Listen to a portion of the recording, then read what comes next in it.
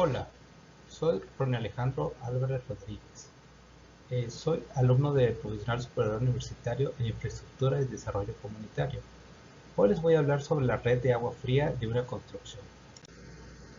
La red de agua fría es el sistema vital que asegura el suministro constante e eficiente de agua potable en una vivienda. Detrás de cada gota que fluye en nuestro grifo y cabezales de ducha hay una red de componentes interconectados que trabajan en armonía para satisfacer nuestras necesidades diarias. Los componentes que podemos encontrar dentro de esta red es el inicio de la red, que en este caso podría ser un tinaco o una cisterna, los nodos, los tramos, los bajantes, los ramales y las llaves de los muebles sanitarios. Acá en el dibujo podemos ver que en la parte del inicio de red tenemos un tinaco. Los bajantes es el tubo que baja desde el tinaco hacia las áreas de servicio donde se irán cada uno de los componentes.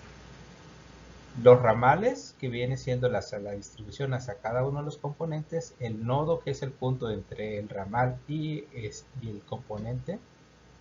Las llaves, bueno, lo usamos a diario, ¿no? Para abrir y cerrar y tener el agua al instante. Bueno, los tramos y los nodos. Los muebles sanitarios y las unidades de mueble. Los muebles sanitarios se pueden clasificar en tres grupos de acuerdo con el uso el cual se destina, que son los evacuadores como los WCs, los digitarios, los vertederos, de limpieza de objetos como fregaderos, lavaplatos, lavadoras, lavaderos, y los de higiene corporal como los lavabos, las regaderas y las tinas. Hay tres métodos que se han desarrollado para determinar los gastos de diseño para el sistema de distribución de agua en un edificio, que son los empíricos, los semi-oníricos y los probabilísticos.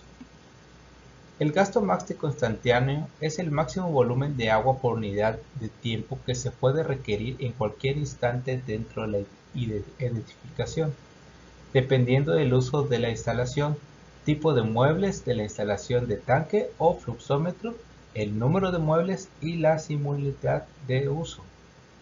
La primera aplicación de la teoría de la probabilidad para determinar el gasto máximo instantáneo fue hecha por el Dr. Roy Hunter en 1940, donde establece su método y se le da el nombre por unidad de mueble. Este método fue adaptado por México y establecido con algunas modificaciones a las normativas institucionales. La unidad de mueble se define como la cantidad de agua necesaria que requiere cada aparato para su buen funcionamiento en términos generales. Cada unidad mueble equivale aproximadamente a 4 o 5 litros por minuto. Tenemos acá una pequeña gráfica donde vemos algunos ejemplos de los muebles y dependiendo si es uso público o uso particular, la cantidad de la unidad que iremos sumando. Por ejemplo, una ducha en un servicio público nos da 4 unidades y en el uso particular nos da 2 unidades. Tenemos también esta gráfica donde vemos el diámetro mínimo de la tubería para un correcto funcionamiento. En esta gráfica vemos, por ejemplo, que para que funcione bien un lavabo necesitamos al menos una tubería de 3/8 de pulgada con una presión de 0.58 kilogramos sobre centímetro cuadrado y un caudal de 12 litros por minuto. Y bueno, así vamos viendo otros ejemplos de las medidas en pulgadas del diámetro de la tubería.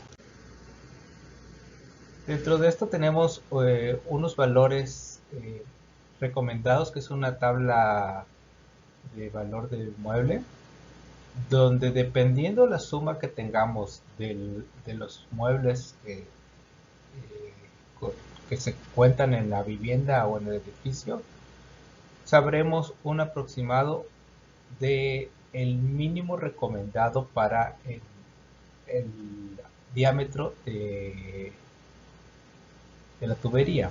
Acá tenemos escrito en milímetros y en pulgadas.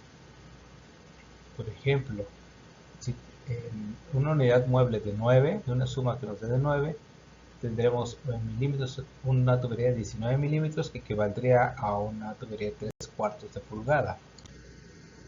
Acá vamos a ver un pequeño ejemplo práctico donde tenemos una pequeña vivienda con una cisterna, sala, comedor, cocina, una recámara y un baño. En este plano podemos observar que tenemos acá una tarja, un lavabo, un sanitario, una regadera y bueno, el área de lavado, un lavadero. Dentro de esto hacemos nuestro diagrama de agua fría, en el cual podemos ver primero la toma municipal, que es la entrada principal del flujo de agua, que viene a un medidor y a una válvula. Luego llega a la cisterna y esta a su vez lo almacena para poder utilizarla. De ahí tenemos una pequeña bomba que hace el recorrido hacia la parte alta, donde tendremos un tinaco, y de ahí hacemos la distribución con un bajante hacia los diferentes muebles que tengamos en la vivienda. En este caso, pues desde una sola planta, entonces no habría tanto problema, ¿no? Si no tuviéramos más plantas, pues se haría la división entre las plantas que tengamos. Acá podemos ver un isométrico de todos los muebles que se tienen en esta vivienda. Como podemos observar, tenemos la cisterna, una bomba que sube el agua hacia la parte del tinaco, y del tinaco hacemos la distribución hacia los muebles. Como principal tubo tenemos el bajante, que en el caso del bajante, tenemos el bajante y los ramales hacia el ramal 1, que viene siendo hacia el fregadero y el lavadero, y el ramal 2 que tenemos hacia el lavabo, el WC y la regadera. Por ejemplo, en este tenemos, para poder calcular el diámetro de la tubería, en el caso del bajante se hace la suma de todos los muebles que se tienen contemplados en la vivienda. Por ejemplo, en este caso tenemos, como mencionaba anteriormente, el lavadero, que en el caso del lavadero, de acuerdo a los valores recomendados, es una unidad de 2, el fregadero, que es 1.5, el lavabo, que es de 1, el WC tanque, que es de 3, la regadera, que son 2 unidades de mueble. Con esto nos da un total de 9.5.